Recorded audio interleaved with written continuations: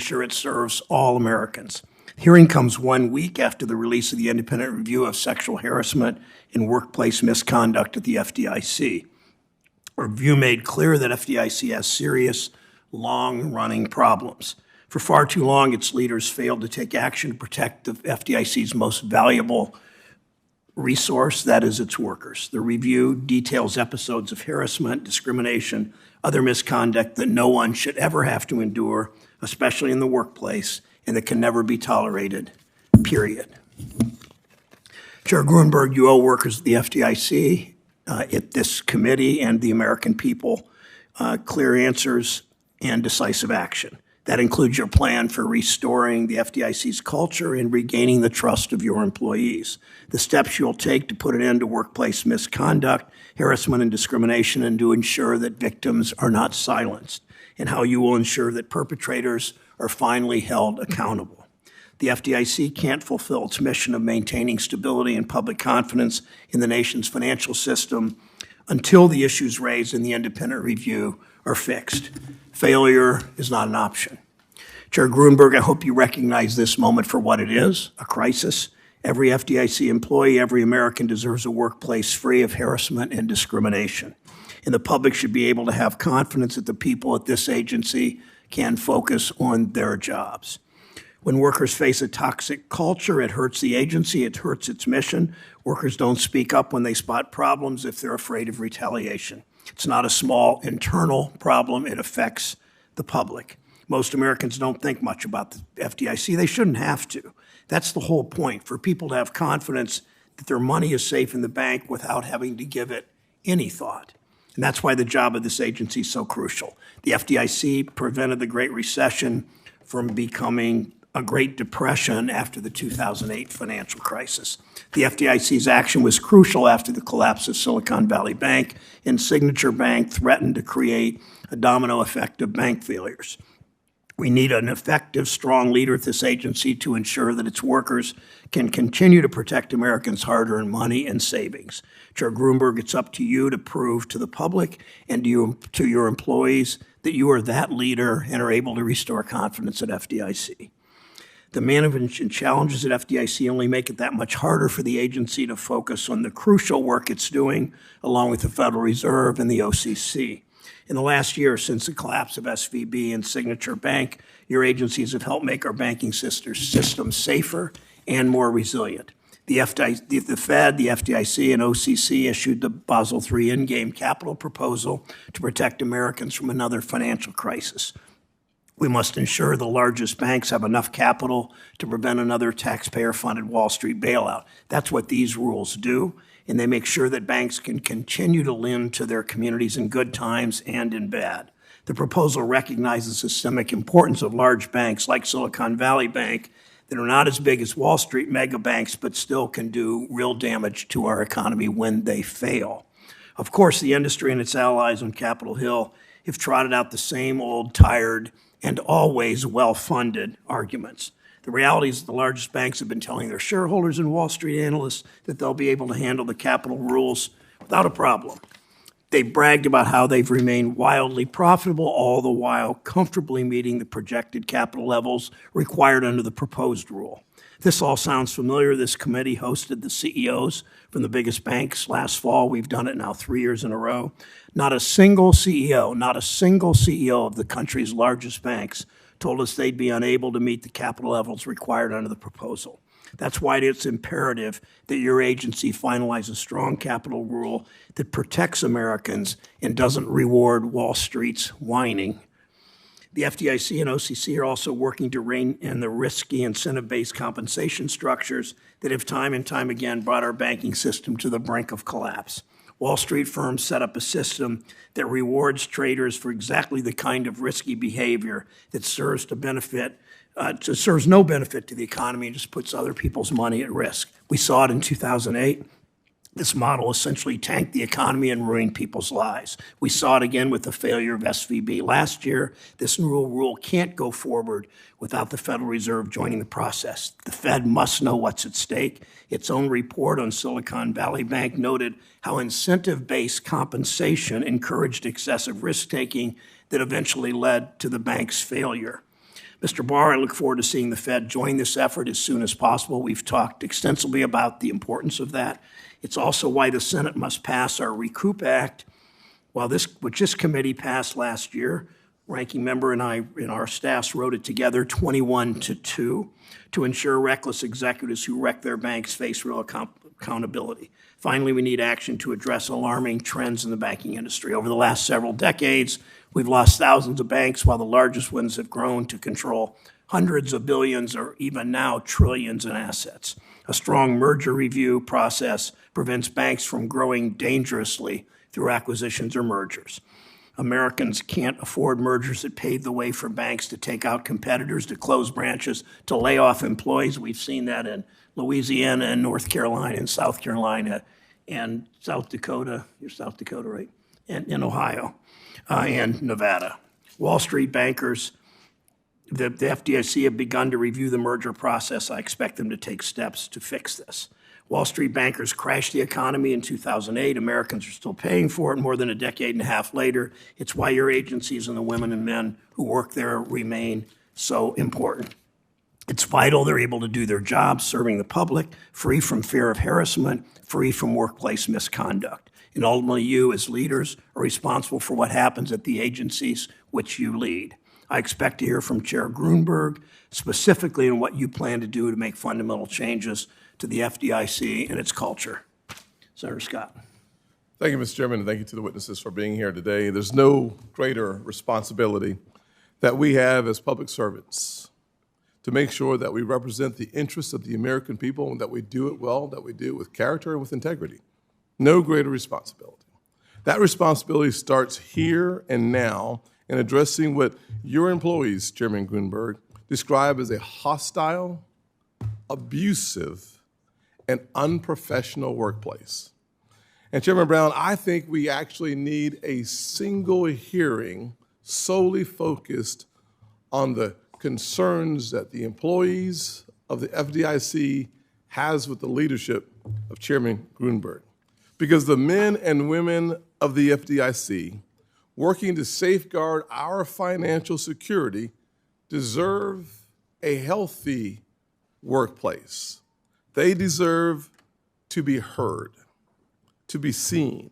They deserve a safe and equitable workplace. But most of all, they deserve to be treated with respect.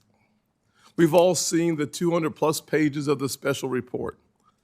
We all saw yesterday morning's grilling across the Capitol. And Marty, you've heard me say this to you directly. You should resign.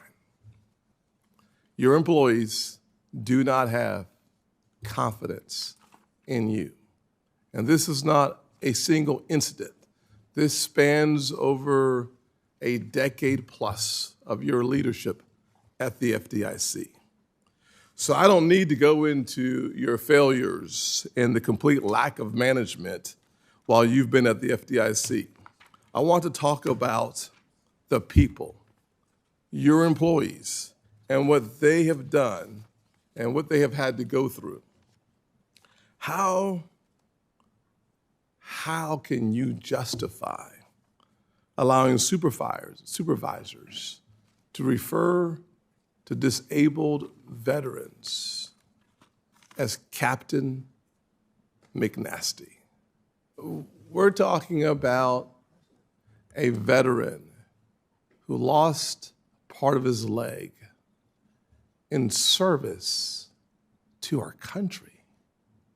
And to work in a hostile work environment where he is referred to as Captain McNasty is just not just wrong, but disgusting. To think about the chilling reports that say employees and supervisors were permitted to mock the fact that this employee used a wheelchair. What kind of environment and culture? And how long does it have to go on before it becomes commonplace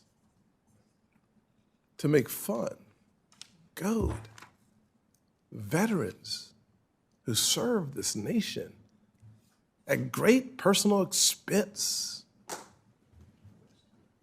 Or when an employee reported that for a period of 3 years, a senior examiner would sexualize her every time he could. And he behaved similarly with other colleagues and bank employees, including asking to see photos of their daughters and whether or not those daughters were single. But it's not just your management team. You yourself set the example when you were absolutely irate and attacked your employee. Or another FDIC employee stating that they had a meeting with you and it was awful and felt very personal, that employees are made to cry as if it's some badge of honor making your employees cry.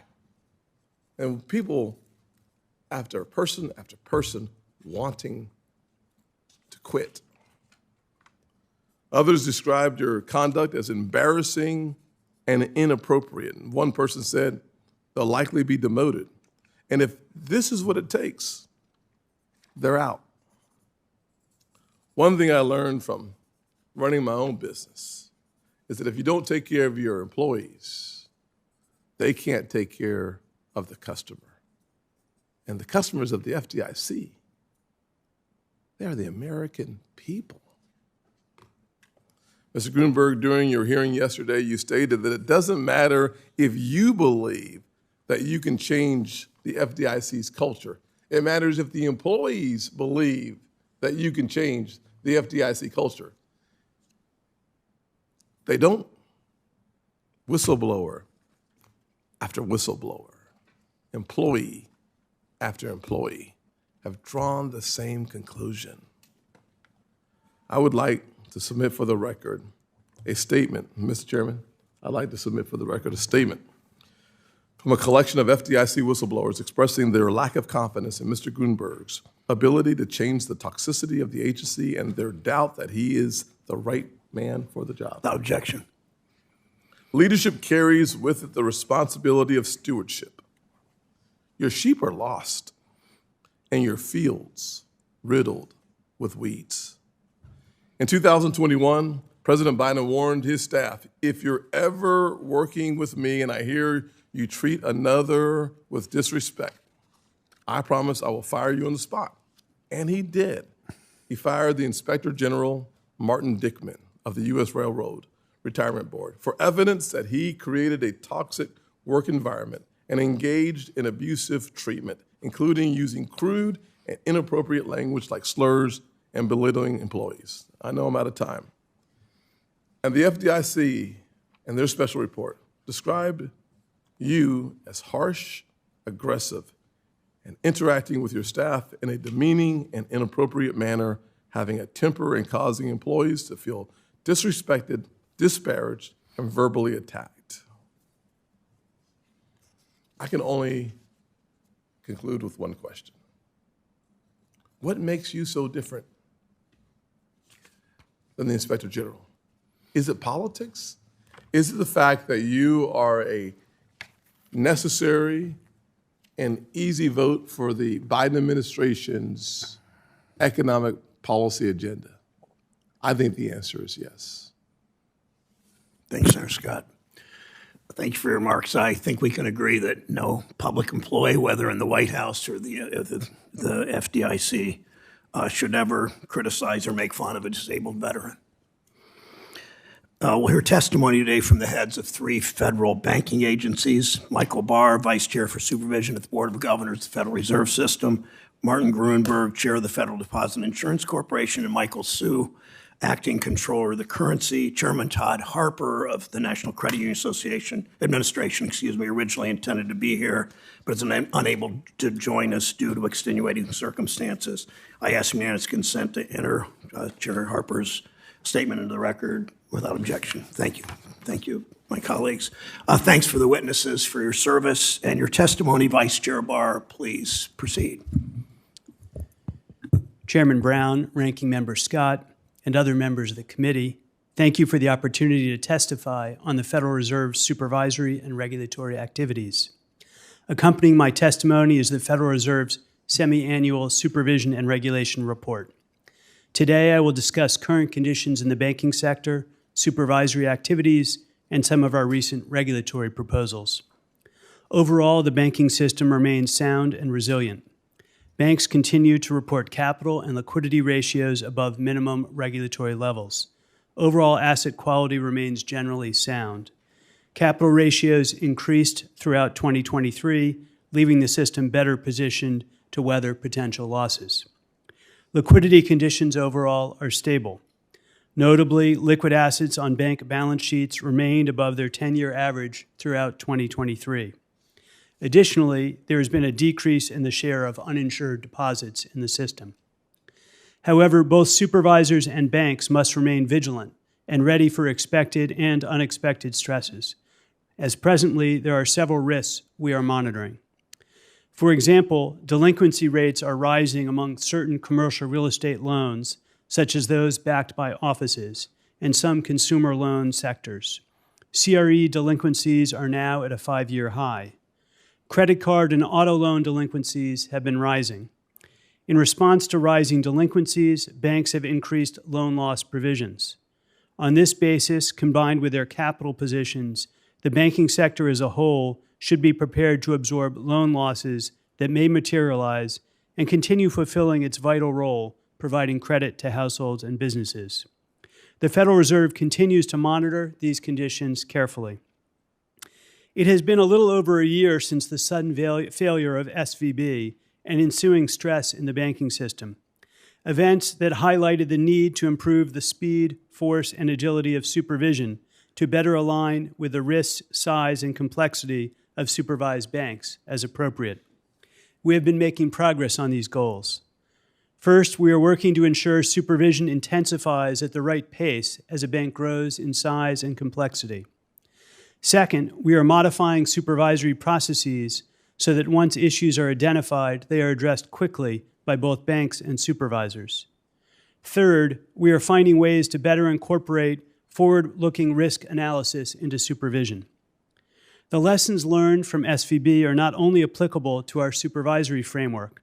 Certain aspects of the failure show that enhancements to our regulatory framework would benefit the safety and soundness of our banking system.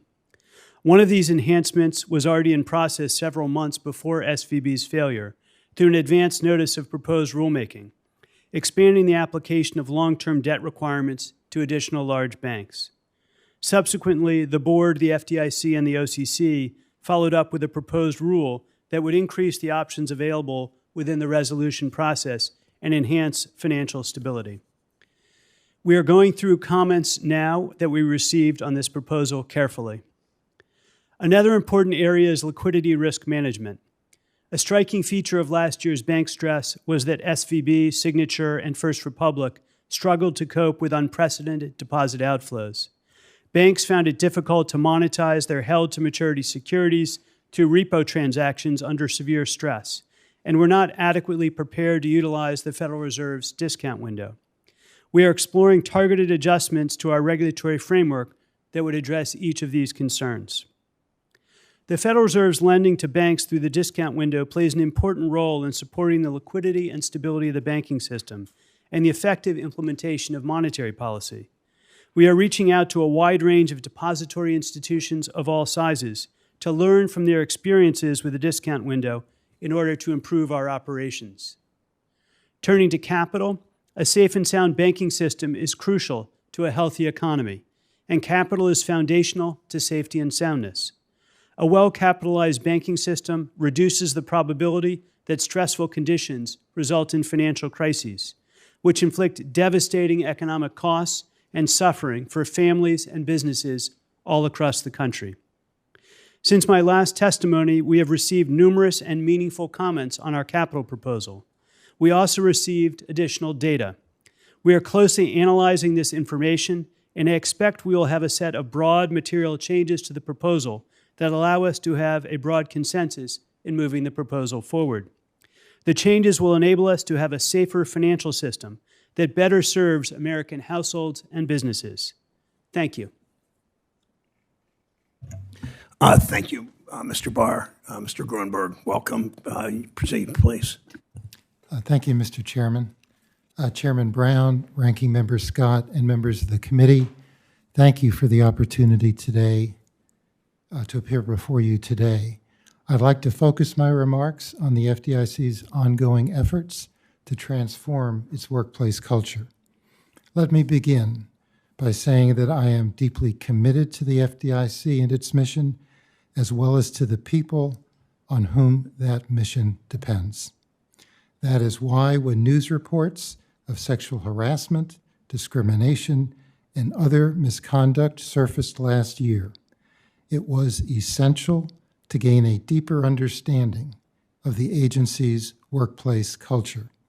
At my direction, the FDIC initiated an independent third-party review to determine the depth and extent of these issues. Last week, the results of that review, which was conducted by the law firm of Cleary Gottlieb, were released. The review found that for an extended period of time, the FDIC has failed to provide a workplace safe from sexual harassment, discrimination, and other personal misconduct. I accept the findings of the report, and as chairman, I take full responsibility. To anyone who has experienced sexual harassment, discrimination, or other misconduct at the FDIC, I again want to apologize and express how deeply sorry I am. I also acknowledge my own failures as chairman, both in failing to recognize how my temperament in meetings impacted others and for not having identified deeper cultural issues at the FDIC sooner. I am personally committed to addressing these issues. We accept all the recommendations of this report and are incorporating them into our existing action plan for a safe, fair, and inclusive work environment. To restore credibility with our workforce, we must act swiftly on the report's recommendations and demonstrate a commitment to making fundamental change. For this reason, we have already begun implementing several key recommendations of the report. The report recommends that we identify and appoint a transformation monitor who will monitor, audit, and report on our implementation of the recommendations. We have already begun that process and will issue a request for proposals as early as this week. The report also recommends that we engage an independent third-party expert to support our efforts. We have begun that process and will also issue a request for proposals as early as this week. The report recommends fundamental change to the agency's structure and procedures for receiving and investigating complaints and taking disciplinary action against misconduct in light of the failures of the existing offices delegated those duties. We will do this by proposing the establishment of an independent Office of Professional Conduct, which will report directly to the FDIC Board of Directors. It will be charged with fulfilling these responsibilities, including through the use of outside third parties to conduct investigations. The Transformation Monitor and independent third-party expert will advise us on this proposal. Since December of last year, the FDIC has been focused on implementing its action plan to address all aspects of the issues raised in the news reports last year. The plan represents an agency-wide effort. Many of the recommendations outlined in the report recently received are already encompassed in the agency's action plan. The plan is focused around three core elements: providing more support and resources to victims, strengthening our process for reporting and investigating complaints, and improving accountability for anyone who is found to engage in misconduct, including through separation from the agency. The proposal to establish an independent Office of Professional Conduct would advance all of these goals. It is my privilege to lead and work alongside everyone at the FDIC. Our people are extraordinarily dedicated to the agency and its mission. They deserve to have a workplace where all feel safe, valued, and respected. There is no higher priority for me than delivering on that commitment. Thank you. Thank you, Mr. Gruenberg. Mr. Sue, welcome. Thank you, Chairman Brown. Chairman Brown, Ranking Member Scott, and members of the committee. I'm pleased to appear today to provide an update on the activities and priorities of the OCC. The overall condition of the federal banking system is sound. OCC-supervised banks in aggregate continue to have strong levels of regulatory capital and sufficient liquidity buffers, though risks from commercial real estate and interest rate exposure continue to warrant attention. Banks and supervisors need to remain on guard against complacency, one of my top priorities for the agency. The OCC's Bank Supervision Operating Plan for 2024 highlights asset liability management, credit risk, and allowance for credit losses, cybersecurity, operational risk, and consumer compliance risk as our key areas of focus. Another priority for the OCC has been promoting fairness in banking. This April marked the one-year anniversary of OCC guidance to assist banks in managing risks associated with overdraft protection programs. Since the OCC's heightened attention on overdrafts began, the overdraft fees charged by OCC-regulated banks in aggregate have fallen over 40%. Adapting to digitalization has been a third priority for the agency. We recognize, for instance, that community banks may face hurdles in risk managing their third-party relationships, including with fintechs. Earlier this month, the OCC, Federal Reserve, and FDIC published a third-party risk management guide for community banks with examples of innovative approaches to conducting due diligence and assessing new fintech companies. The OCC supports a diverse and dynamic banking system and continues its focus on updating our bank merger analytical frameworks.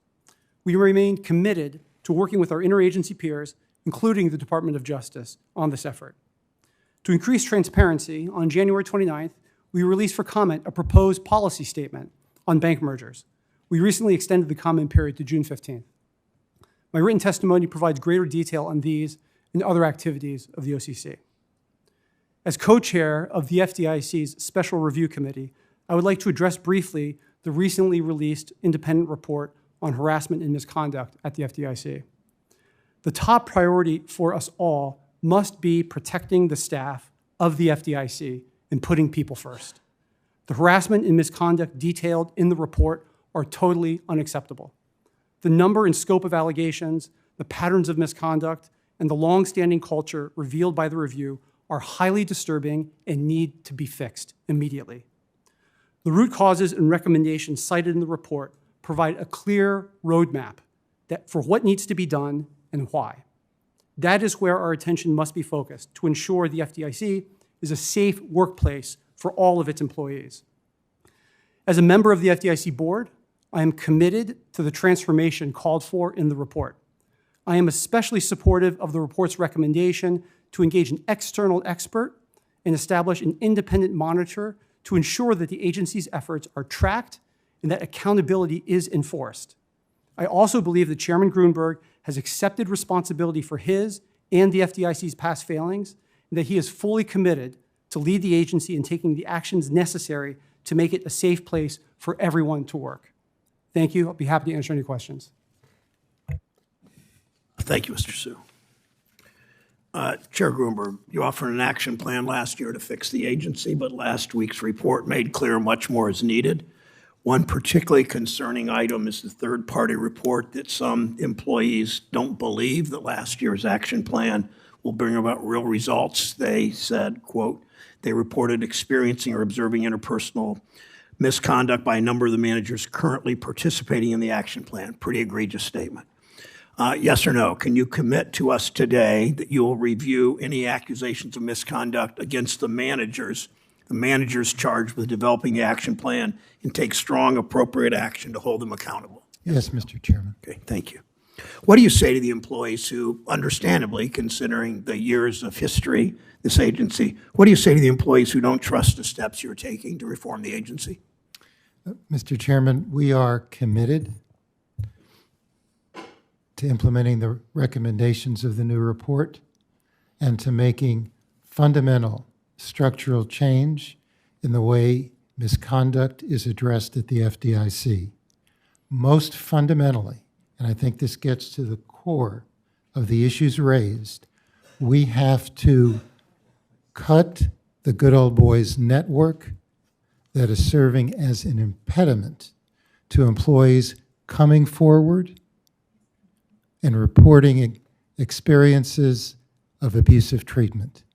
And we can do that by establishing a new independent office at the FDIC outside of the existing organizational structure, accountable directly to the board, that would assume all of the responsibilities for dealing with misconduct at the FDIC. That would include receiving complaints from employees, providing employees the support and protection and assurance against any concerns about retaliation that is necessary for employees to come forward.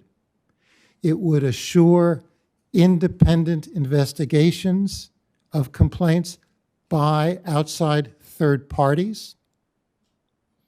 And it would impose a strengthened disciplinary process that would be swift and sure and transparent and have only one focus: justice for the victim.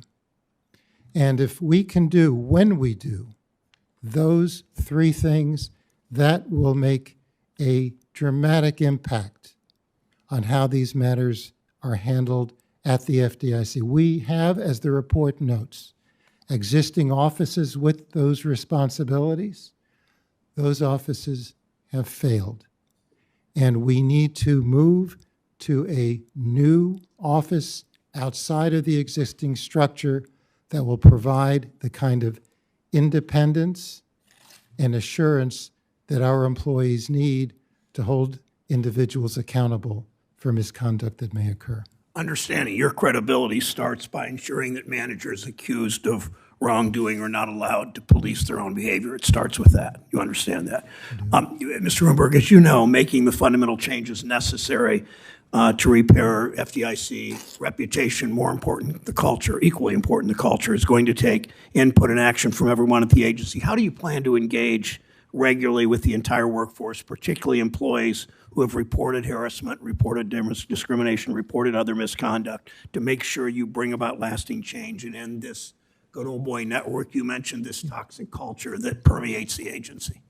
From the outset of our efforts last December to address these issues, we have made this an agency-wide effort. We have invited employees across the agency through expressions of interest to volunteer, to participate in our efforts to address this issue. We have had significant response from employees both in Washington and in our regional offices, and we are committed. I think it is critical for employees across the agency to participate and have a sense of ownership in terms of our efforts to address these issues. I think that's critical, and we have worked closely with all of our employee resource groups. They have had direct input and participation in developing our action plan and in our response to the recommendations of the new report. So this will be, has been, and will continue to be an agency-wide effort. And that means you will commit to bringing all the major policy changes necessary to implement the recommendations of this report, including steps you've outlined here today, to the board for input and approval. Yes, the board will be the oversight and governance, oversee the governance of this whole effort. I will be watching, this committee will be watching, Senator Scott will be watching. I was told by a Fed Reserve governor some years ago that he said, watch what I'm doing and make sure you know I'm watching you're watching what I'm doing. That's loud and clear. Thank you. Senator Scott. Thank you, Mr. Chairman. Let me turn my attention to Vice Chair Barr for a minute here on I think the importance of Basel III being reproposed. Honestly, I think slicing it, dicing it, trying to figure out how to make some changes and put it back on the market, I think that's probably the wrong strategy, the wrong approach. From my perspective, it would be much better to have a full reproposal, allowing people to have another window of opportunity to actually have input in the process of the changes. Frankly, Basel III to me, thankfully, Fed, you, Chairman Powell have made a prudent decision to take another look at the proposal. That's a prudent decision. I think a better approach is to actually put it back out on the market for comment so that more people have a better engagement in this process. That anything other than that, I think, is nibbling around the edges and will not produce the type of product that is in America's best interest. Thoughts? Thank you very much, Senator Scott. We're really focused right now on the substance. We had a lot of deep and thoughtful comments on the proposal.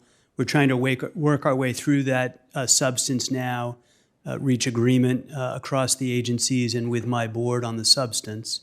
And after we're done with that process of understanding where we want to go on the substance, we'll then determine what process we think is appropriate.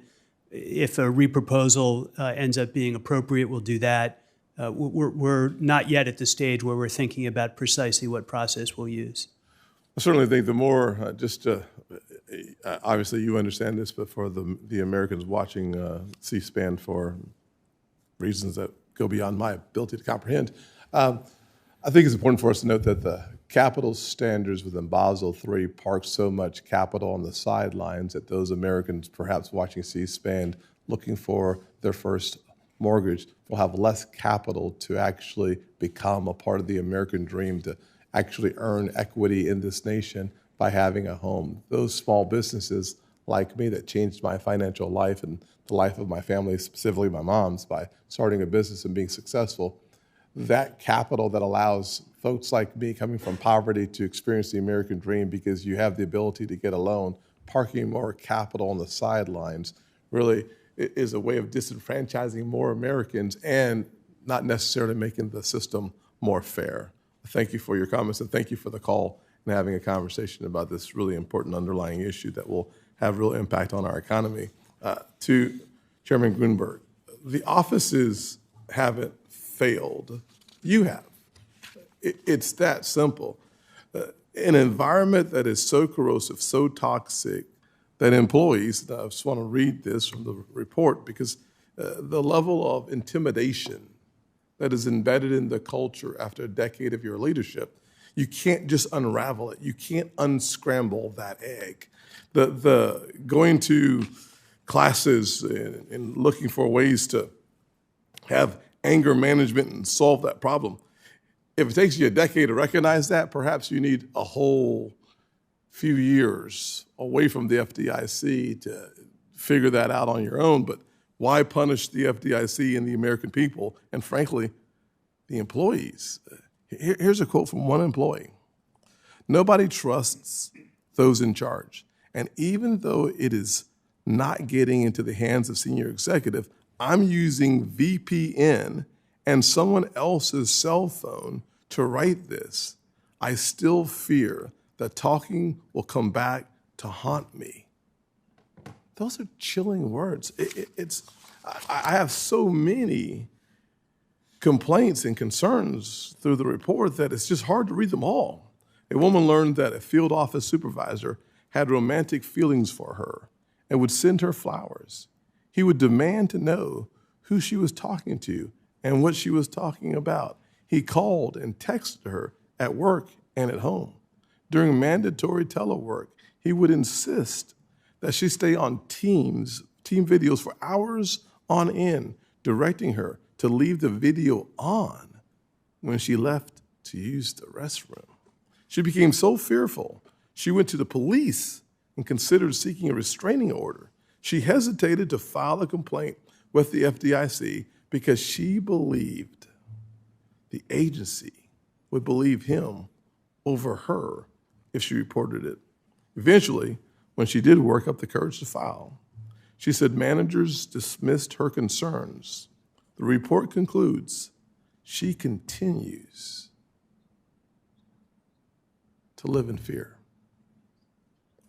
You got 5,000 employees plus, and the strategy is to give them more pay, more promotion, and to transfer for folks maybe in leadership. If after a decade of toxicity and corrosion, 5,000 employees, the best we can do is find a scapegoat, shift the blame, you should resign.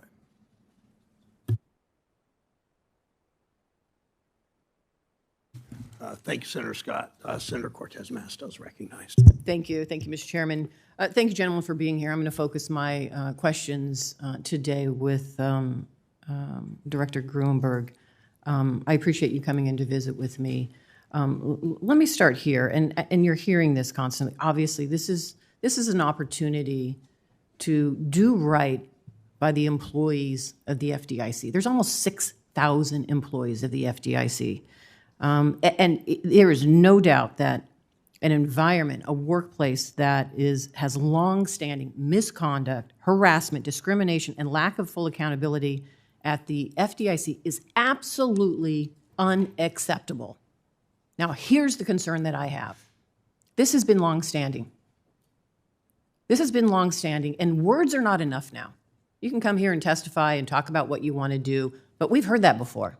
I've heard that under previous administrations, previous chairs, previous leadership.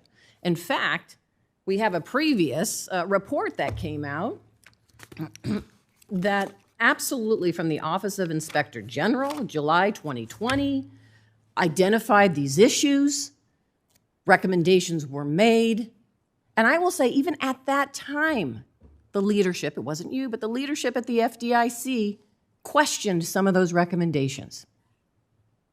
Now fast forward, we still have an issue. It's not just about structural change, it is about a workplace culture that we need to address.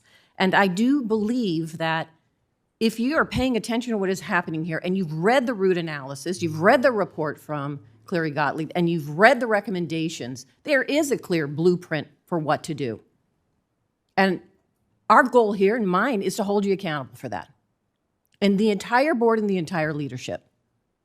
Because now's the time to focus on the employees and their workplace. Let me just say this. The root cause analysis, lack of accountability, failure to hold employees accountable for misconduct, that was addressed in the previous report, how it still hasn't been addressed. Employees do not see individuals alleged to have engaged in misconduct face any consequences. They also develop doubts about the integrity of the disciplinary process itself. Fear of retaliation, and that's just the structural changes we need to make. Now we have workplace issues. Let me just say, the workplace culture has to be addressed, and you're going to have to come forward and tell us how you're going to do that. Let me just note this, though. In the report, it notes that the FDIC and its leadership have not sufficiently focused on and prioritized workplace culture, and historical efforts to address it have not been sustained in any way to make lasting changes. It is not the case, as some have expressed, that problems related to the workplace culture, including with respect to sexual harassment, only came apparent through the recent media reports. There have been prior cultural change and improvement initiatives that the FDIC have instituted in part because of some of the same issues identified in the report, going back to 2008. This is a systemic failure over the years. And it is time to take action. So my first question to you is, based on the recommendations from this report, do you anticipate, and I hope you say yes to every single one, that you're going to implement every single recommendation that is in this report, this Gottlieb report? One of the recommendations to address the cultural transformation is to hire an independent individual to monitor and audit any recommendations the FDIC adopts. You agree to that? Let me just say, okay, that secondly, there is also a recommendation that the FDIC should retain an independent third party with substantial and credible experience in the topics covered by this report to advise in the implementation of the recommendations. That's a separate independent third party. Do you agree to that? Yes, and we've begun the process of implementing both of those recommendations, Senator. So how do you anticipate, let me ask both of you, because Director Sue, you're on the board. How do you anticipate not just the cultural changes and the structural changes, the structural changes that you're talking about, how do you anticipate changing the culture? This is not about words anymore. This is about showing action to the federal employees there that you're doing something about it. So what are you specifically going to do? If I may start, and maybe then Mike could add. Those are the hardest because you have to change people's attitudes and behaviors, which is the hardest part of this work. I believe the structural changes are critical, both in independence and giving employees a sense of confidence and protection to utilize them. We have a key additional structural issue, which is the decentralized nature of our organizational structure with 3,000 banks we supervise, 70 field offices around the country. Let me ask you getting this. Control. Let me cut to the chase because my time is running out. Have you held anybody accountable so far? Yes, 4 employees have been separated this year, and we've made management changes. And as a result of this establishing a new office, there will be additional management changes. And we've started a program of training, in-person training for all 6,000 employees at the FDIC. We began with the managers of those 70 field offices, which is, in some sense, the locus of the issue. We've had all of our senior executives, including myself, go through that training, and we are now working through the rest of our workforce. By November of this year, we will complete that in-person training for every employee. So at a minimum, we'll have a baseline of understanding for every employee what is sexual harassment, how to recognize it, and most I importantly— appreciate that, Mr. Gruenberg, but it's more than just training. I understand. It is more than just training. I That's the understand. start of it. I agree. So you've got to do more. And I apologize, I'm going over my time, but this is such an important issue. And Mr. Sue, you're on the board. What are your thoughts on this? Because there has to be a change in the workplace culture. It is more than just training for individuals. It's imperative that every single recommendation be carried out in full, in a timely manner, immediately. And those have to be actions that are credible to the staff of the FDIC. In particular, the fear of retaliation creates a cycle. Because if there's a fear of retaliation, there's no reporting. If there's no reporting, there's no action. And so this is made very clear in the report. And I agree with you. This is all dependent on actions and outcomes. And I think that's where the focus has to be. Well, I'm done, and I thank you for allowing me to go over my time. I'm just going to say this. This should be the last report we deal with on this particular issue, and we are going to hold you accountable. The entire board, the entire management, FDIC, you need to make changes. And this is something that clearly has happened over years and decades, unfortunately, but it's time to make the change, and we need to hold you accountable. From my perspective, I'm not going to let go. This has to change. Has to change. Thank you, Senator Cortez-Masto. Senator Rounds of South Dakota is recognized. Thank you, Mr. Chairman. Mr. Gruenberg, yesterday my House colleagues and today my Senate colleagues have all been taking you to task on how under your 19-year tenure you have failed to protect employees and create a culture of professionalism at the FDIC. Instead of that, your agency is known as a place that fosters a culture that is, in their words, misogynistic, patriarchal, and outdated. A place where favoritism is common and senior executives with well-known reputations of inappropriate workplace behavior enjoy long careers with no consequences. You, in fact, are one of those senior executives who have subjected employees to bullying and your explosive temper, which are detailed in multiple pages of this report. 91, 92, 93, 94 are all included, and yet you have faced no consequences. culture starts at the top. Now, those aren't my words, Mr. Chair. Those are the words of the employees at the FDIC, and you can read that on page 6 of the report. Your employees clearly have no faith that you can meaningfully lead for changes at the FDIC, and quite frankly, neither do I. I think that you should resign for the good of the institution. Mr. Barr, in agreement with the Chairman Powell, you have stated on page 5 of your written testimony that you expect a series of broad material changes to the Basel III Endgame proposal. I think myself and many members of this committee would welcome that. Do you agree that each section of the proposal, covering all 3 risk stripes, the market risk, operational risk, credit risk, that they need broad and material revisions based on the comments that you have received? Yes, I think if you look across all 3 areas, I do expect some significant changes in the proposal. And by definition, the material in this particular case does mean significant change. Would you say the commenters that have made, and there's been a lot of comments made, do you think they'd be able to anticipate all of the potential changes that you're considering?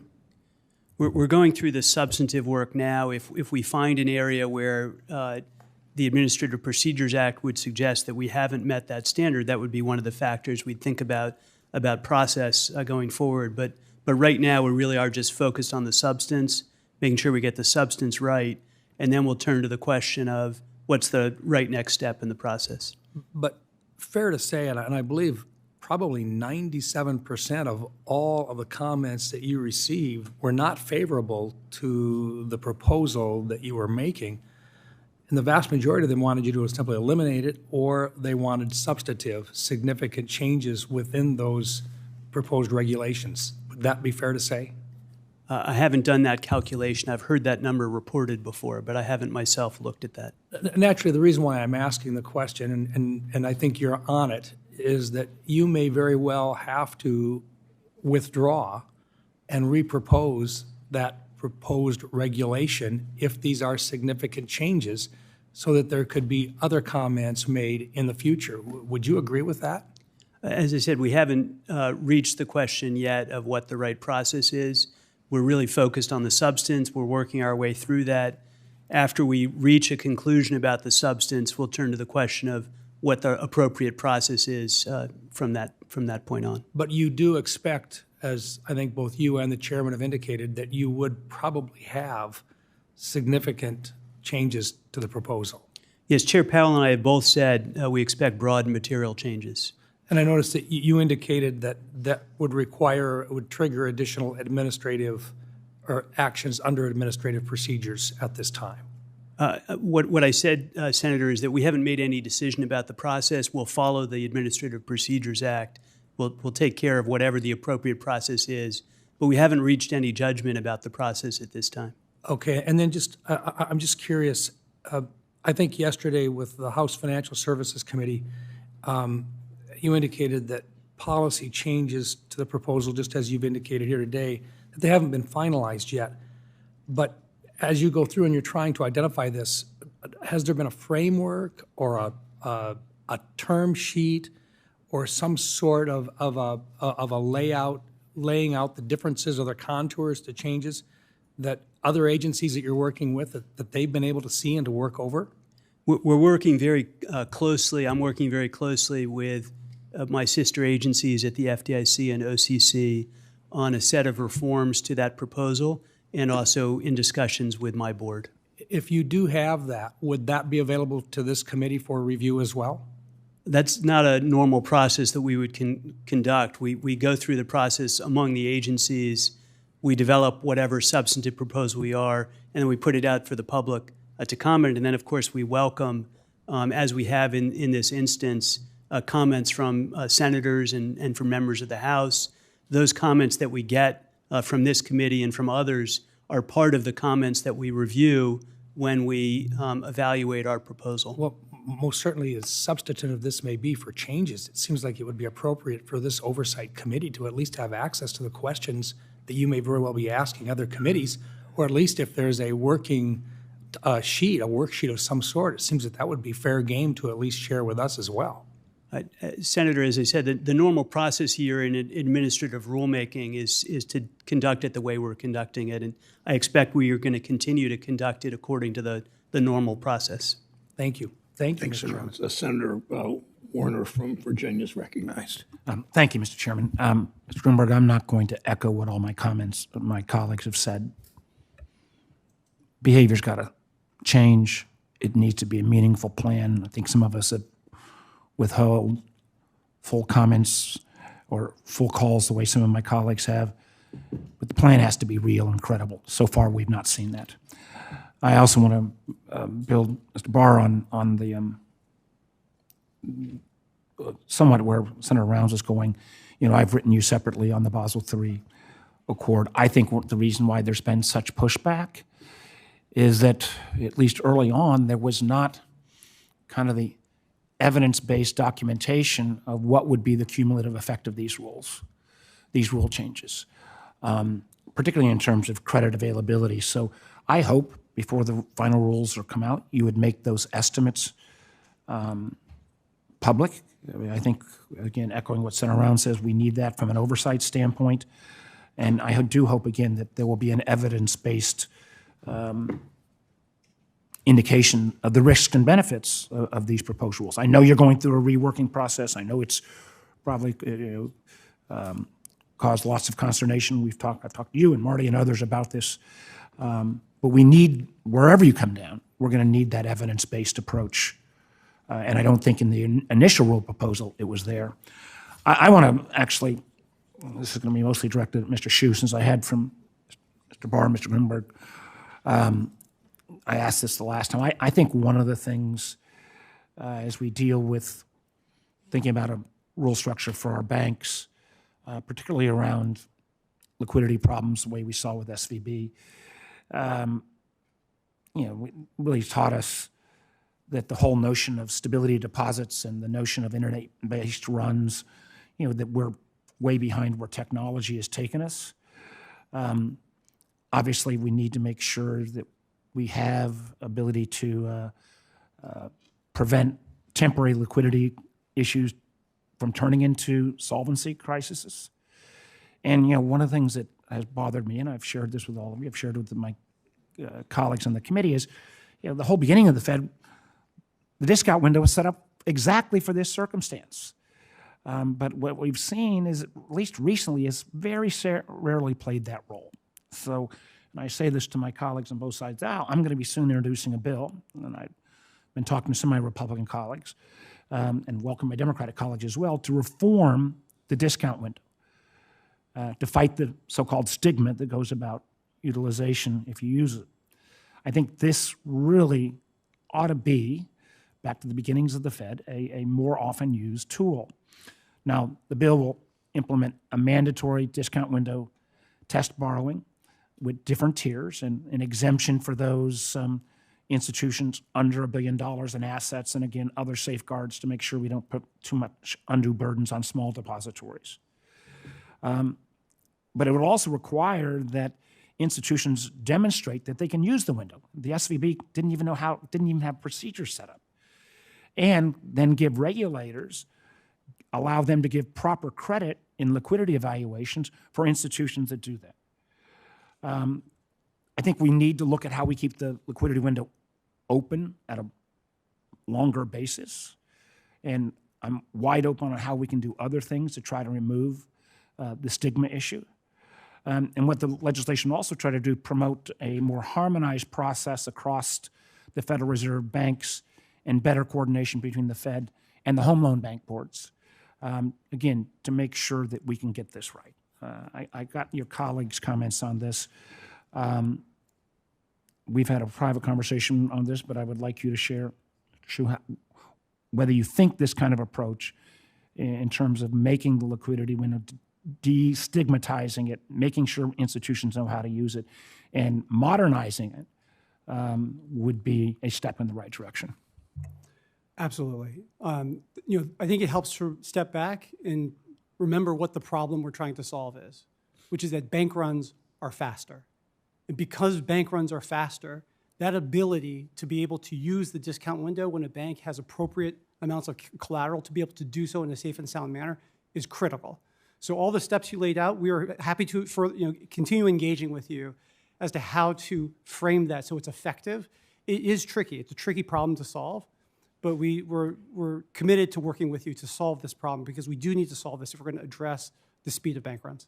Well, I know my time's expired, but I've invited any of my colleagues to join me on this. I think before we start adding new regs and rules, we ought to make sure some of the tools that were set up in the first place are more fully used. Thank you, Mr. Chairman. Senator Kennedy of Louisiana is recognized.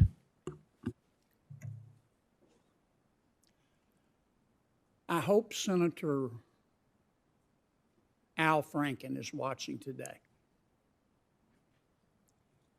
If it weren't for double standards around this place, there wouldn't be any standards at all. Mr. Gruenberg, have you ever heard the expression, a fish rots from the head down? Yes, Senator. I understand I listened carefully to your testimony. Do I understand you to assert that you believe you're the person to clean up the FDIC? I do, Senator. Do you also believe that Elvis is alive? Not to my knowledge, Senator. Do you also believe in Bigfoot? No, sir.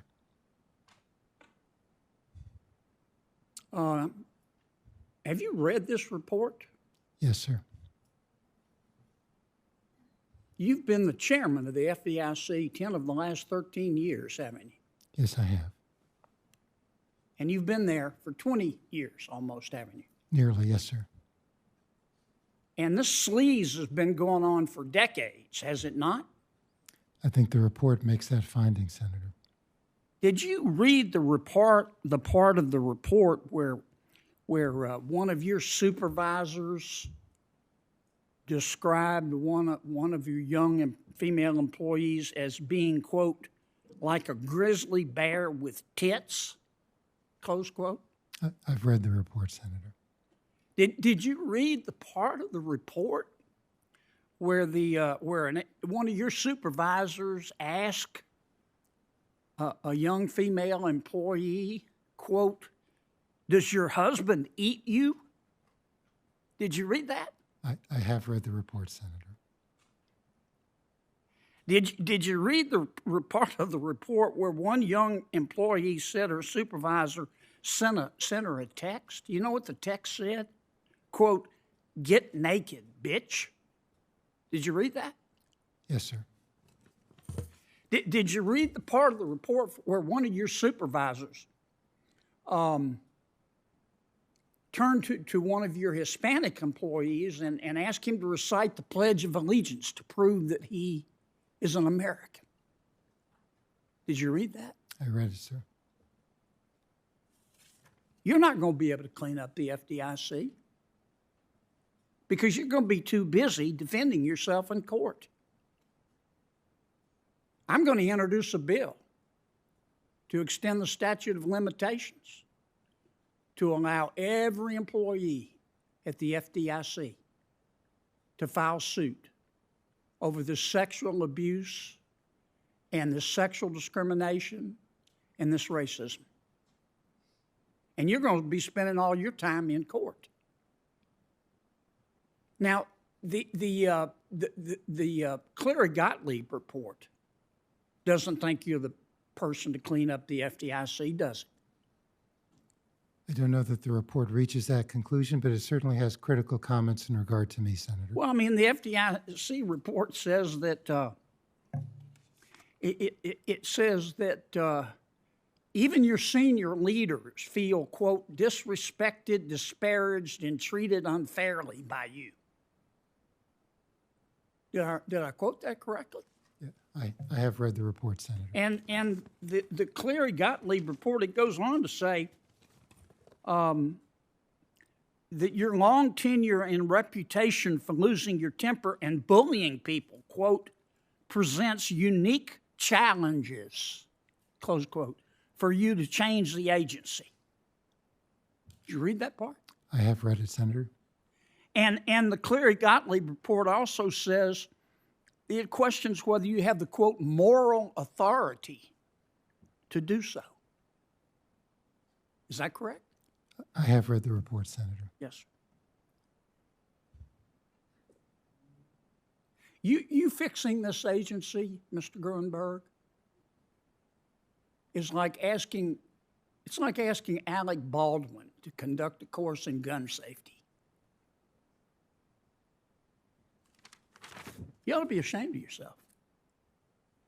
And Mr. Sue, you ought to be ashamed of yourself for acting like a lickspittle here today, trying to defend this gentleman.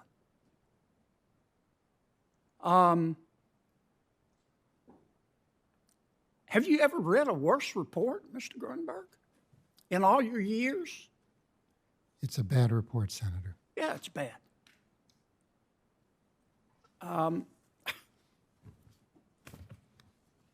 Look, I could go through this report. I'm embarrassed to have to even read some of these allegations.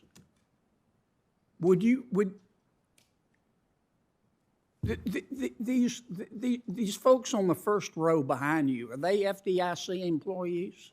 Some of them are, Senator, yes. Would you like to turn around and apologize to the female employees sitting behind you at the FDIC?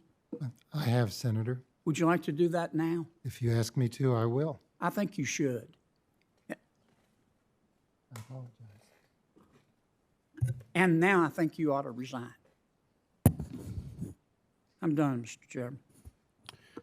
Senator Smith from Minnesota is recognized. Thank you, Mr. Chair.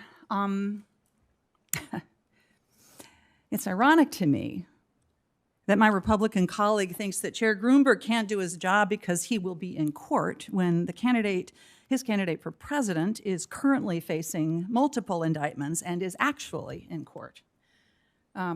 Chair Gruenberg, you and I have had a conversation about the FDIC, and as I said to you when we last spoke, I believe that it can be your legacy to repair the damage that has been done to employees at the FDIC, and knowing the agency as you do, you have the potential to make the changes that need to be made in this agency for the good of everybody there and for this agency that I do believe that you care deeply about. And as you have heard, we will all hold you accountable to that.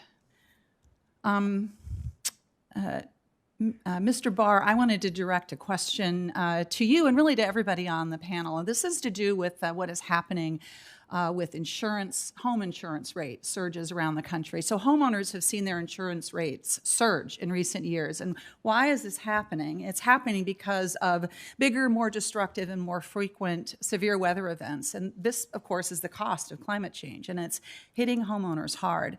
A recent study by LexisNexis found that 97% of catastrophic losses to homeowners in 2022 were caused by hail and wind and weather-related events. Now, so you're probably thinking this is a big problem for states like Florida or Louisiana or South Carolina, and of course it is. It is a huge economic problem, but it is, you may not know that it is a huge issue in the Midwest. From 2016 to 2022, my home state of Minnesota incurred the highest loss cost of any state for severe weather events. And so what does this mean? It means that insurance companies are not keeping up. And the cost of this rolls down to homeowners in the form of massive rate hikes, high costs to pay for improvements on their properties, or worst case, they just lose their property insurance. So my question is, obviously these spiking costs for property and casualty insurance are an issue for homeowners, but it also seems like it could be a big issue for financial institutions who need to manage this risk. Would you agree with that? And just tell me how you see this issue panning out as a systemic risk. Thank you, Senator. It's an excellent question. We do look carefully at the way in which the largest banks are managing these kinds of risks. We recently went through an exercise with 6 of the largest banks to understand their risk measurement and risk management practices. And one of the things that the banks learned through that process, many of them, is that they did not have complete information about how their properties were covered or were not covered Yep. by property and casualty insurance.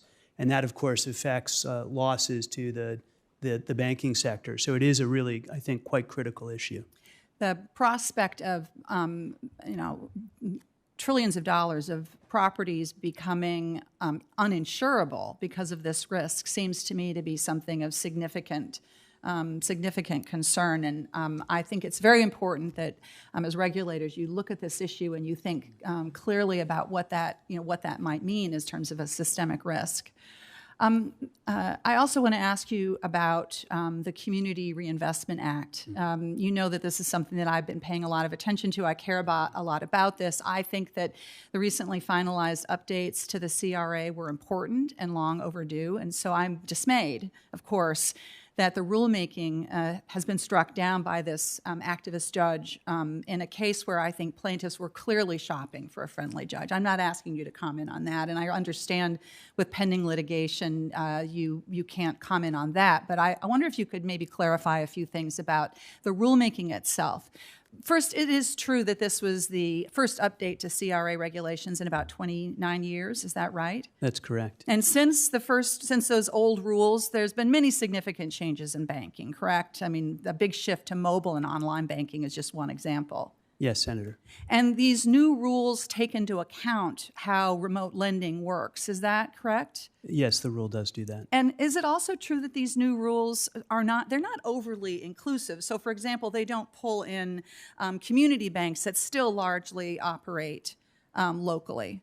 Well, the particular provision with respect to outside lending areas applies to large banks that don't have large branch Right. bases, so they're doing a lot of remote lending. Right. Thank you. I think that it is just important that we understand that a very thoughtful, in my view, and tailored approach has been taken with these CRA rules that reflects the realities of banking today, and I hope that they will be allowed to go into effect.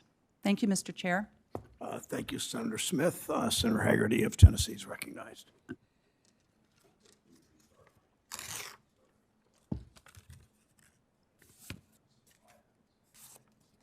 I will give you 5 extra seconds, Senator Haggerty. Vice Chairman Barr, I understand that last week you spoke to graduates of American University. And I'd like to call up part of your remarks for the group today. Quote, when things go wrong, it's your responsibility. It's not somebody on your team's fault. Having the ability to not point a finger at other people and to point it at yourself and understand that you are accountable and responsible is an important part of being a leader. Does that advice extend beyond college graduates to leaders of federal agencies? Yes, Senator. I agree. And when a leader's team or agency is fundamentally broken, serious decisions have to be taken. Decisions that will provide a stark test of what leadership really is. So, Chairman Gruenberg, I'd like to turn to you to talk about accountability and leadership. During the independent investigation of your agency, roughly 1 in 10 FDIC employees reported, quote, experiences of sexual harassment, discrimination, and other interpersonal misconduct. Just the sheer volume of complaints demonstrates serious managerial issues. A workplace culture like this doesn't evolve overnight. This is shaped by years of senior management. The report even says, and I quote, culture starts at the top. Well, you've been at the FDIC for nearly 20 years. 10 of the past 13 years, you've led the agency. So my question is this. If the FDIC's culture is the problem, and you've established this culture for nearly 2 decades, how could you possibly be the most capable person to fix this rot? Senator, I have indicated that I take full responsibility. I've also indicated that one of my failures was not recognizing the deep-seated cultural challenge the agency has previously. Since last December. Previously, you've been there for 20 years. I don't know how you could not recognize it. Since last December, when these reports came forward, We have devoted all the resources of the agency in an agency-wide effort to address them. I've indicated, and the third-party report that was released last week was a result of my direction to have an independent third-party review, look at the agency in whole, both Washington and the regions, to try to develop an in-depth understanding of the nature of the challenges the agency has. Well, let's get beyond the reports and the understanding. Just yesterday, very concerned about this, a report emerged that contains a statement from FDIC employees that very clearly says, and these are employees across the political spectrum, they don't believe current leadership can affect the necessary changes. They even left it unsigned because they're afraid of reprisal. That's precisely one of the issues, one of the deep cultural issues that we're trying to address here. Leadership is necessary to do it. They don't believe you can provide it. You know, this is just extraordinarily hard for, I think, all of us to understand. I want to ask you a different question. If you were to resign your role, who would take your place? I think under the statute, the vice chairman would become acting chairman. Is the vice chairman a Republican? I believe so, Senator. So I think now we're getting to the very core of what's happening here. This is what's going on. Just yesterday, in a House hearing, Representative Presley from Massachusetts said the quiet part out loud. She said that if you were to resign, it would, quote, jeopardize critical regulations pending finalization at this agency. Just let that sink in. The need for immediate leadership change here is so obvious. The independent report here is beyond disturbing. It describes abuse, discrimination based on race and sex, uncontrolled anger and retaliation. It even reports instances of sexual harassment and rape that occurred at the so-called FDIC hotel across the river in Virginia. It's truly remarkable that anybody on this committee would be willing to ignore this report and what it so obviously requires, all for a few regulations in the Federal Reserve. Does the Me Too movement now have an exception for technical regulations? Chairman Gruenberg, is saving your job more important than protecting the staff and the integrity of the agency that you lead? Senator, I have no higher priority than addressing these issues and protecting the employees of the FDIC. They don't believe you can do it. We've been working since... I don't believe you can do it. I believe we can. We have been working on it, and it has been an agency-wide effort. This is the most damning report I've ever seen. And I can't believe there's a willingness of anybody on this committee to brush this under the table just to get a regulatory agenda passed. Thank you, Mr. Chairman. Senator Butler of California is recognized. Thank you, Mr. Chairman, for holding today's hearing, and thank you to all of our witnesses. First, I do want to note and appreciate Chair Gruenberg, the number of conversations that you and I have been able to have, and I want to state again that the findings of this report are deeply disturbing and unacceptable. Now, as has been noted from everyone on the dais today, these are cultural challenges and experiences that have been happening for decades across multiple administrations, Republicans and Democrat. The examples that have been provided in the appendix to the Gottlieb report are truly jaw-dropping. Women, people of color, the LGBTQ employees, among others, have been harassed, have been abused, all during their employment. You've heard from my colleagues that we're expecting more from you. And we expect that you will be doing the work and taking the steps to right the ship and to restore the credibility of the agency. I also expect that my colleagues from both sides of the aisle will be consistent in their commitment to investigating and holding perpetrators to account of perpetrators of sexual harassment to account and abuse, whether they serve at the FDIC or they seek to occupy the Oval Office. It's been interesting and a bit perplexing to listen to my colleagues mention the notion of double standards, but also experience how they have not and will not call out the behavior of the former president, who not only is in court today, but finds himself having already been found liable for sexual assault.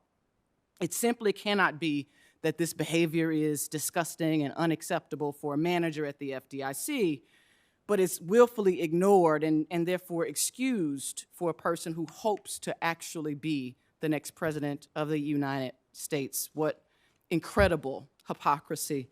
I do have a question for you, Chair Gruenberg, on the report.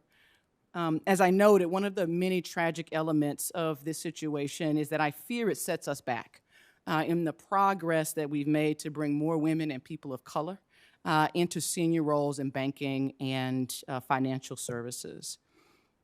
What are your specific efforts as a part of the action plan that speak to those women and people of color and members of the LGBTQ+ community, that the FDIC is a safe place for them to work?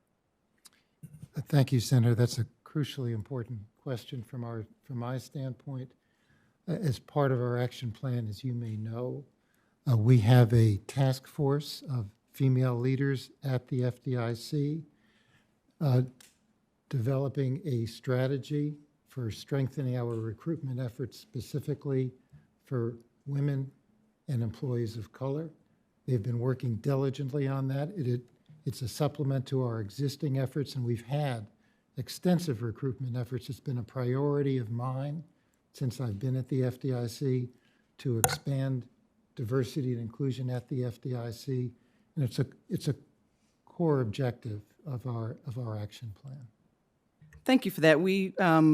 I have noted to you in our previous conversations that, in my opinion and experience, plans are only valuable when they make their way off the shelf, and the oversight that is required. I would expect that we would hear from you, the monitor, and other independent oversight agents that you are employing as a part of the report to be reporting back to this committee, whether formally at the table or in writing, much more frequently as the implementation moves forward. Mr. Barr, I would like to offer a question moving from my responsibility as a national representative here to truly focusing on the people of California.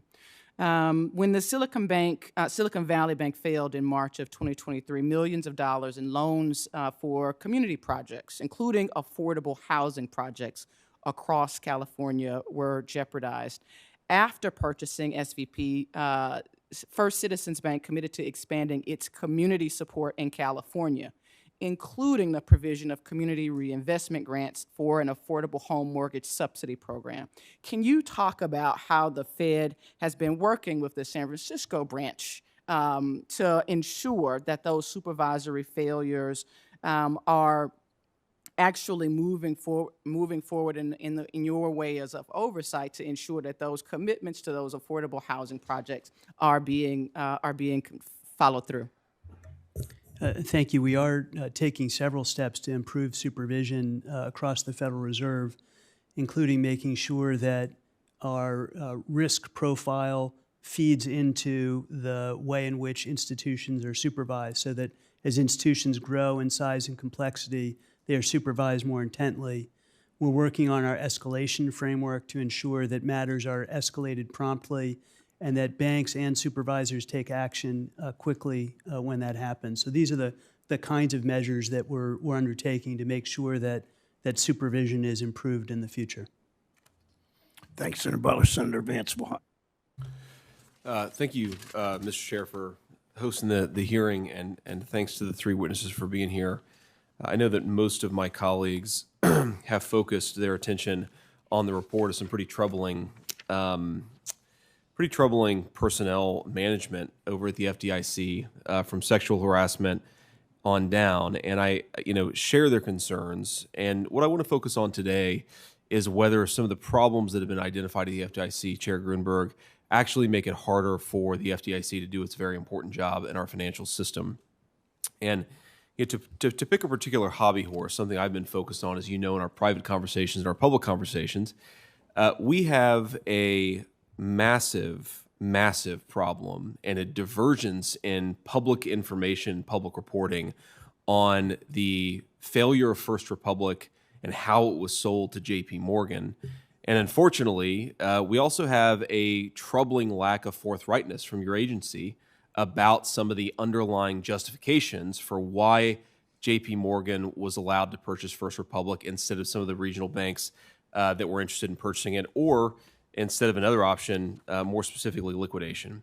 So I want to sort of just drill in on something. So in public and in some of our conversations, Chair Gruenberg, you have said that the difference between the loss if First Republic went to JP Morgan versus a regional bank, the loss spread was $20 billion. Is that correct? That was one estimate, Senator. That's one estimate. Other estimates that have been out there have the loss ratio or the loss spread at $1 billion or substantially smaller. And one of the things that I did with Senator Warren, one of the rare acts of bipartisanship on the Banking Committee, is that we sent your office a letter trying to sort of better understand what estimates and what data points went into the least cost analysis that you use to give or to ensure that JP Morgan was allowed to buy First Republic Bank. Now, Chair Gruenberg, what was the FDIC's loss estimate for First Republic's single-family residential portfolio? Do you remember that? Not offhand, Senator, Okay. but we'd be glad to follow up with you. So happy to jog your memory. So FDIC staff turned over information that suggested your estimate for the single-family residential portfolio of First Republic, the loss there was $30.3 billion, obviously a massive amount of money. Now, based on information that my staff has uncovered, sometimes with cooperation of the FDIC and sometimes, Chair Gruenberg, with the absence or the opposite of cooperation from the FDIC, we think there's a good amount of evidence that the actual loss in First Republic's single-family residential unit was closer to $11 or $12 billion. In fact, a number of the regional banks who made purchase inquiries for First Republic thought it was closer to $11 or $12 billion. So if you, on the one hand, think that the loss in that one portfolio was $30 billion, and the actual answer was more like $11 or $12 billion, would that lead to a significant difference in how you evaluate the least cost test? It might, Senator. I don't know offhand the basis for the two estimates. Would obviously have to evaluate that.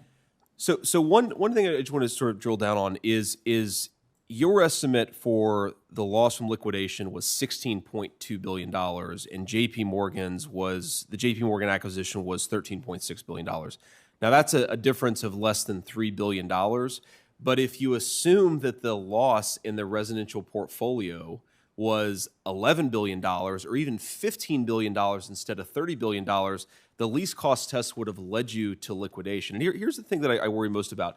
So, Chair Gruenberg, why haven't you responded? Why hasn't the FDIC, why hasn't your staff responded to so many of the inquiries that we've made? Some of the information that I just read back to you is based on conversations with your staff. Some of it is based on conversation with banks or with other offices or with other financial regulators, because the FDIC won't actually answer our questions. And to sort of make this point more specifically, I worry that the culture you've created at the FDIC makes people terrified to answer honestly. And if they're not answering honestly, it's impossible for us to do our job of overseeing the regulation you guys do in the financial sector. So very basic question. Why haven't you guys been more forthright in some of the questions? Are you just ignoring us? Are you just waiting for more time? Because this is important. I would actually like to know what happened, and I can't figure out what happened because your agency won't give me the answers. I appreciate the question, Senator. I believe, as you indicate, we've had exchanges. I believe we've tried to respond in writing to the questions you've raised. If they haven't been satisfactory, I'm sorry. We're prepared to engage with you and your staff further if that would be helpful. Certainly, and I would appreciate that. But just to recap here, Mr. Chairman, I know I'm over my time, so give me, if you would, just a minute here. So to recap, in March of 2023, you and Treasury Secretary Yellen worked with J.P. Morgan to inject $30 billion into First Republic in a bid to save the bank. It was in complete failure. A month later, First Republic failed anyway. You then allowed the concentration in the financial sector by allowing J.P. Morgan to purchase First Republic based on a wildly off-base estimate of some of the losses that existed in First Republic. And when our offices actually try to get information to better understand this, very often we've been steamrolled. If that doesn't suggest a problem in the culture at the FDIC, I don't know what does. And I certainly would love to work with your staff on this, Mr. Gruenberg. I just don't know if you share that commitment. Thank you. Senator Van Hollen of Maryland is recognized. Senator Warnock of Georgia is recognized. Thank you so very much. I appreciate the kindness of Senator Van Hollen. Thank you, Chair Brown. Chair Gruenberg, when we spoke last week, I was clear with you that I find this report deeply disturbing regarding the workplace environment at the FDIC, the kind of harassment that employees have experienced there. Among other concerning conclusions, the report details the sexual harassment that happens there, culture that certainly didn't seem to push back hard enough, racial discrimination reported by many FDIC employees. When we last spoke, you told me that you were unaware of these allegations until the Wall Street Journal article was published in November 2023. I have to say to you that I'm confused by this timeline and how that's possible. Can you clarify this for me? What aspects of this toxic culture at the FDIC were you unaware of before the article? And what specifically did the Wall Street Journal shed light on? Thank you, Senator. I was certainly aware that the FDIC has processes for employees to make complaints, have them investigated, and disciplinary action result if misconduct has taken place. What I acknowledged that this was a failure on my part. What I did not recognize was that there was a deep-seated workplace culture at the FDIC underlying this. And prior to those news reports, frankly, I did not recognize that. Those news reports brought that to light. When those reports came forward, we immediately took action. I requested the third-party review to get a deep-seated understanding of the issue, and that report has just come forward. And we also developed a detailed action plan that we have been working on since last December. But the deep-seated cultural issues that are really at the base of this, that have really now been discussed in the report, I had not appreciated previously. Yeah, I agree that it's clearly a culture issue, and it's deep-seated. Not only has this kind of workplace sexual harassment and racial discrimination not been discouraged, one could well argue, when you consider the response, that it's been encouraged, which is clearly concerning not only to me, but anybody who's looking at this. From 2015 to 2023, of the 92 harassment complaints made through the FDIC's anti-harassment program, not a single one resulted in removal, reductions in grade or pay, or any discipline, more serious than a suspension. Of those 92, just 2 resulted in suspensions and 2 in letters of reprimand. So one could argue that this encourages abuse, this encourages harassment, which is a very serious issue. So the FDIC clearly needs a culture shift to be an effective regulator. This has implications for the important work that we count on you to do. Reporting following last year's regional banking crisis detailed a brain drain from the FDIC, and your agency even admits that its persistent staffing shortages have harmed its ability to supervise banks. It's not a nice place to work for a lot of folks. And so you can't succeed if your employees experience a toxic working environment.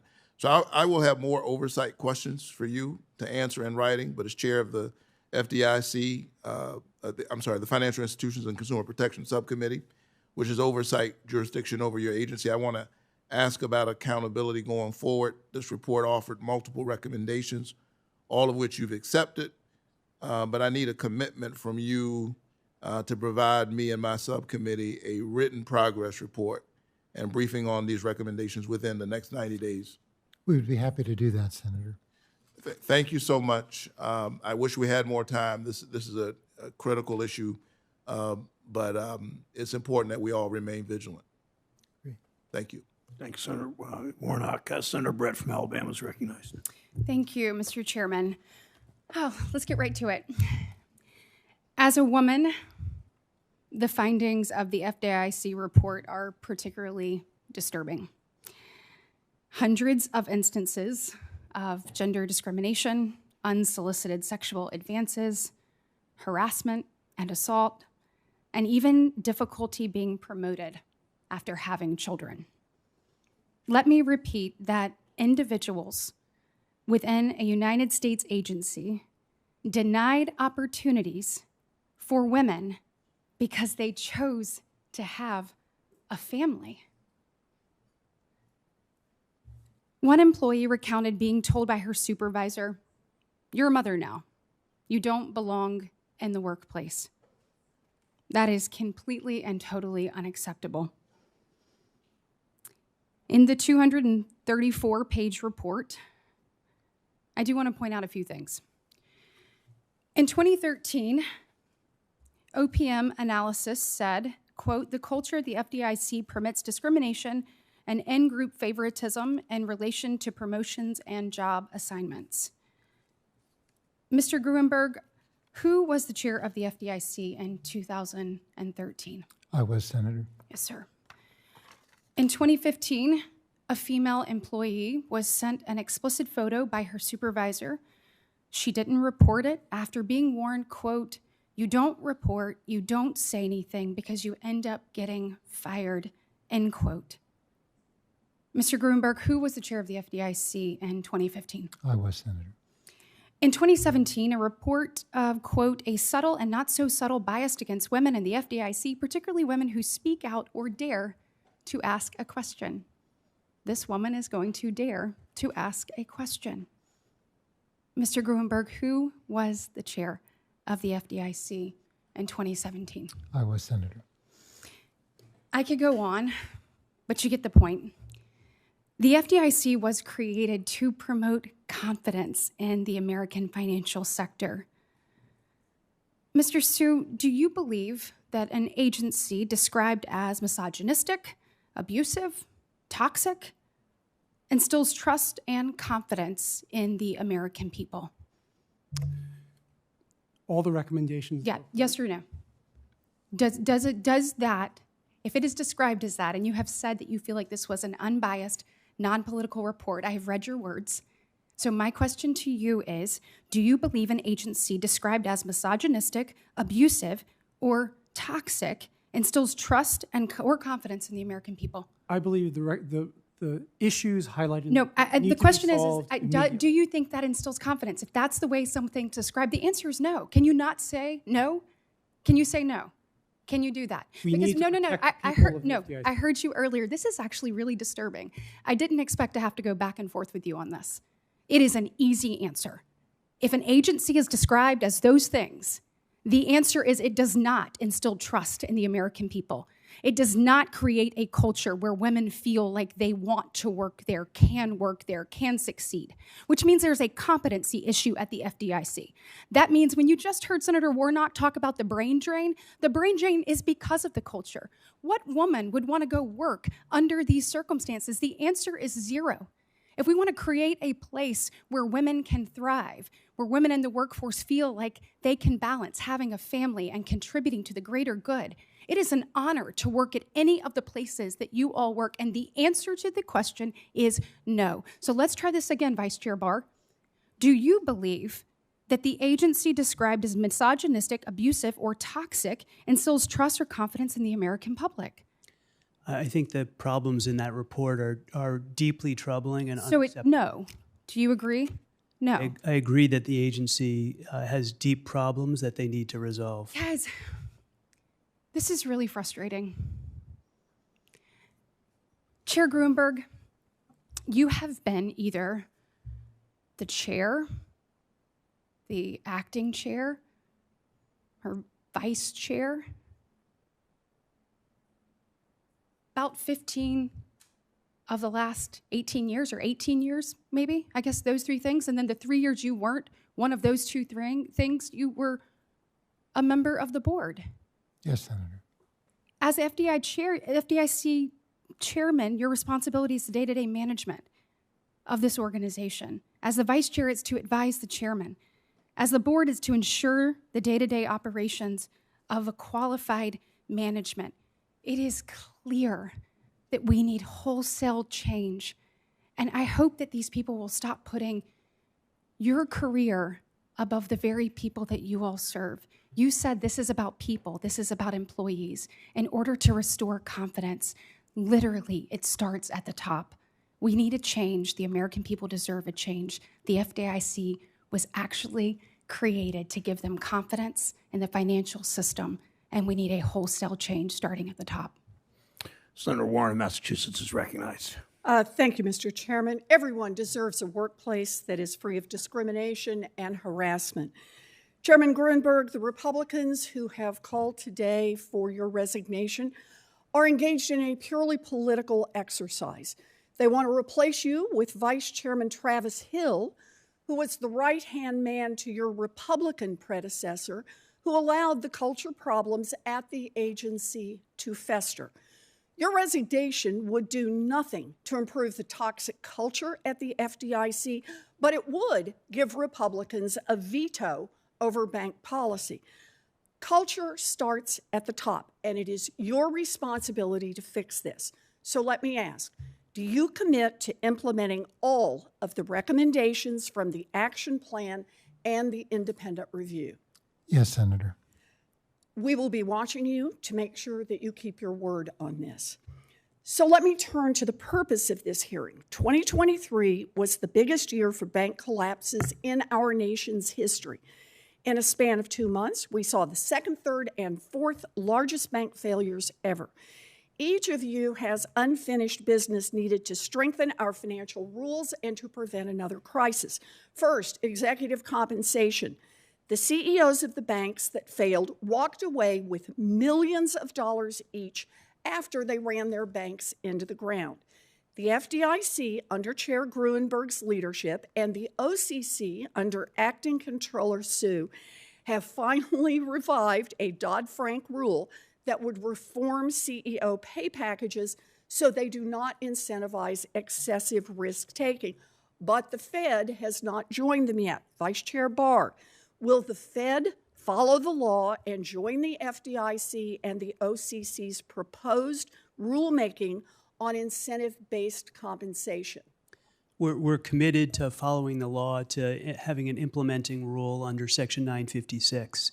We have further work to do. Let's get it done. Your statutory deadline passed 13 years ago, so I hope you do not allow Chair Powell to stop you from following the law. Second, let's take a look at mergers. Your agencies have allowed the industry to create more too-big-to-fail banks than ever. Acting Controller Sue, the OCC's new proposal on mergers, said nothing about how the OCC will evaluate a merger's impact on competition, which kind of misses the point. Will you strengthen your proposal so that it actually addresses competition the way the FDIC's proposal does? We're working with both the FDIC, the Fed, and the DOJ on exactly that, and we will continue to work on that. We're committed to that. Good. You have a job to do. I think it's really important that we get this done. Vice Chair Barr, The Fed hasn't put out any update on mergers. When can we expect the Fed to follow through on the president's executive order to strengthen bank merger guidelines? Senator, we're working with the FDIC and the OCC and the Department of Justice on that matter. I don't anticipate us putting out a separate proposal on this. We're working with the other agencies. Okay, tick-tock, we got to get this done. Finally, bank capital. These giant banks threaten our entire economy when they collapse, but strong capital requirements allow them to better absorb shocks without needing a bailout from the taxpayers. The Fed released a proposal to strengthen capital requirements on the 37 biggest banks, but the bank lobby has launched an unprecedented campaign to weaken it. Vice Chair Barr, are you still committed to finalizing a strong rule this fall? I am committed to doing that. Good. Chair Gruenberg, are you committed? Yes, Senator. And are you committed, Acting Comptroller Sue? Yes. Good. I'm going to hold each of you accountable for finishing your unfinished business. The American people need you to get this done. Thank you. Thank you, Mr. Chairman. Senator Daines is recognized from Montana. Chairman, thank you. On day one of his administration, President Biden said, and I quote, "If you're ever working with me and I hear you treat another colleague with disrespect, talk down to someone, I promise you I will fire you on the spot. No if or buts," end quote. It's interesting, given the findings of a recent investigation into the workplace culture at the FDIC, that Chair Gruenberg, I find that you're still sitting here, still with a job before this committee. How do you reconcile what President Biden said with what's been going on at the FDIC and the fact you still hold your job? As I've indicated, I accept all the findings of the report, of the recent report, including in regard to my conduct. I've committed to addressing the issue personally, as well as to having our workforce on a confidential basis regularly give me feedback, as well as engaging a executive coach and any necessary counseling. I'm prepared to take responsibility on my part for the findings of the report. So how do you resolve your boss here saying, "I promise I'll fire you on the spot"? We start first of all with who's been fired so far at the FDIC? I can tell you, Senator, that this year there have been 4 employees separated from the agency for misconduct. We have had changes of senior management responsible in this area. Just make sure I know what separated means. Define that. It means they've either received termination notices from the agency, or before the disciplinary action takes effect, they've resigned or retired, which they're allowed to do under the law. How many of them have been terminated? I would want to get back to you, but several of them, but not all of them. I mean, all of them were either received termination notices or other disciplinary action before that action took place. At least not all, some of them voluntarily left the agency. What I find revealing is that some of the same Senate Democrats who have sought to stake their political identities on fighting against sexual harassment and discrimination are sitting here today and frankly turning a blind eye to the very same abuses that are happening under your leadership at the FDIC. And I think it's another example on full display for the American people of the Biden administration and Senate Democrats talking out of both sides of their mouth. If President Biden was serious about the pledge that he made on day one, he would have already called for a change in leadership at the FDIC. However, it's clear that the president and, his party would rather ignore these damning findings out of political expediency. Because without you, Chair Gruenberg, they lose a key figure in their rush to radically expand the regulatory state for little purpose other than to target politically disfavored entities. Chairman Gruenberg, as I alluded in my opening remarks, an independent report investigating workplace culture at the FDIC found the agency you have led longer than any other FDIC director in history has been plagued with sexual harassment, assault, bullying, discrimination, brazen misconduct. Additionally, according to interviews with FDIC employees, you were described as someone who is incapable of controlling their temper, and subordinates regularly describe interactions with you, and I quote, as being extremely difficult and volatile. The findings make clear that serious and systemic reforms are desperately needed at the FDIC. Given your long tenure leading the agency and your clear inability or unwillingness to address these issues, how is it you can sit here and make the case you have the moral authority to continue leading the agency? If we were consistent, the president were consistent with what he said about firing people on the spot, this issue would have been addressed a long time ago. But how do you have the moral authority to continue leading the agency with the incredible list of behaviors and allegations, brazen?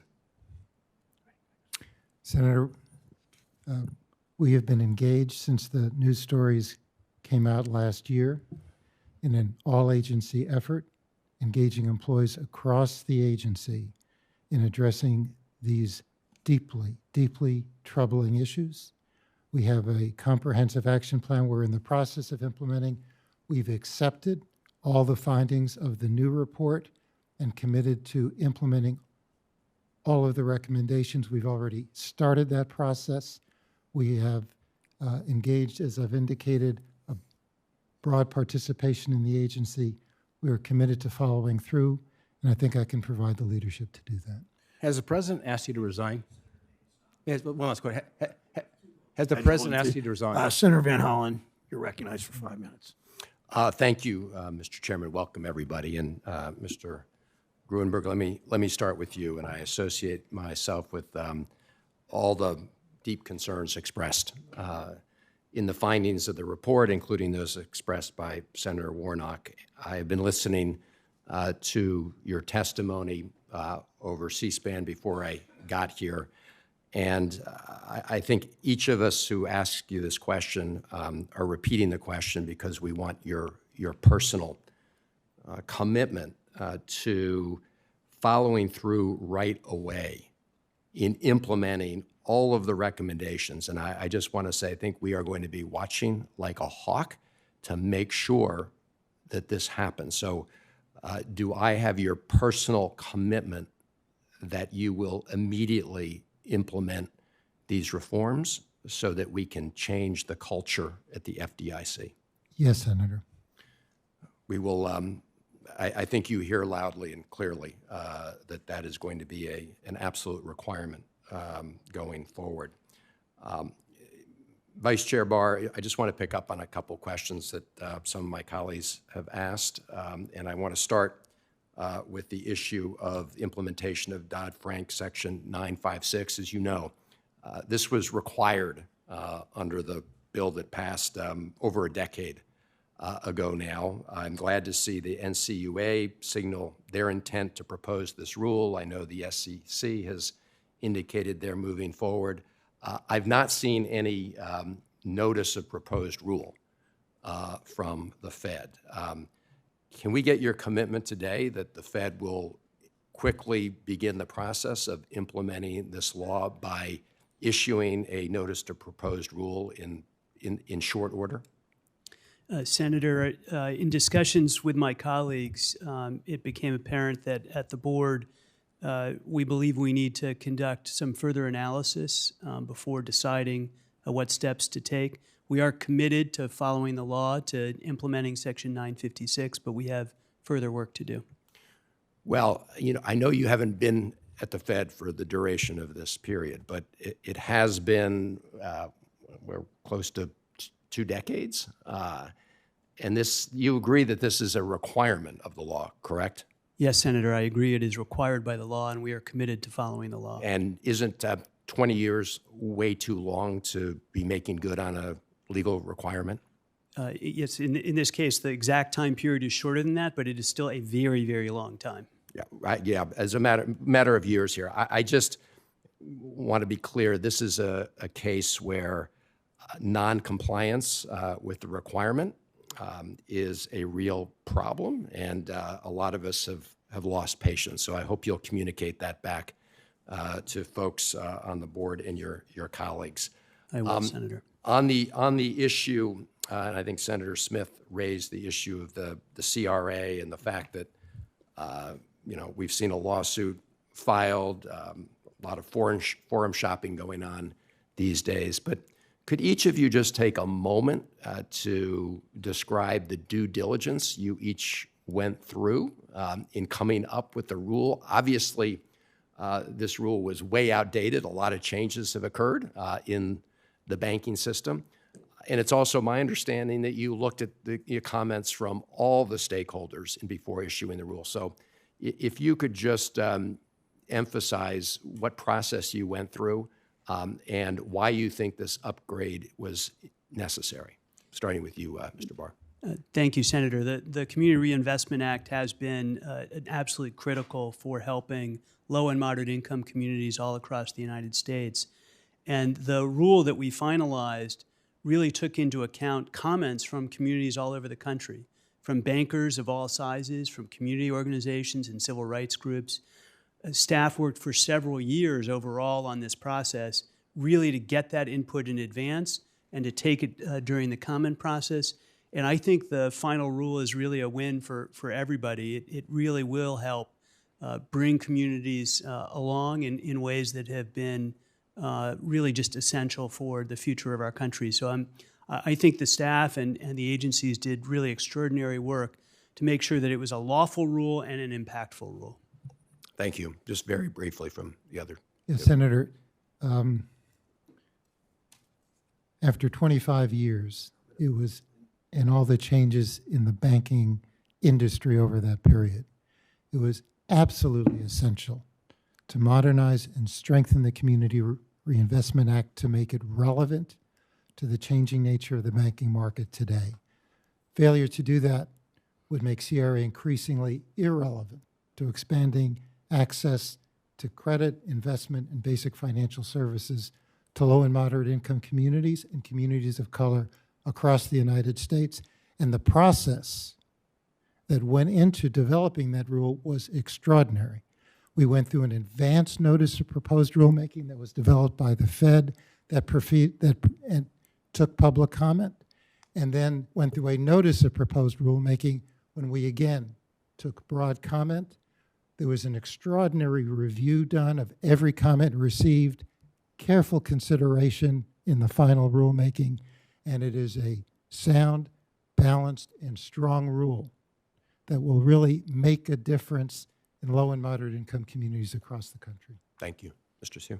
The only thing I would add is that the efforts of staff on this particular rulemaking were extraordinary. I've seen a lot of different efforts, and I think it's fair to say that a lot of thought and deliberation went into that across all the efforts that both Vice Chair Barr and Chairman Gruenberg mentioned.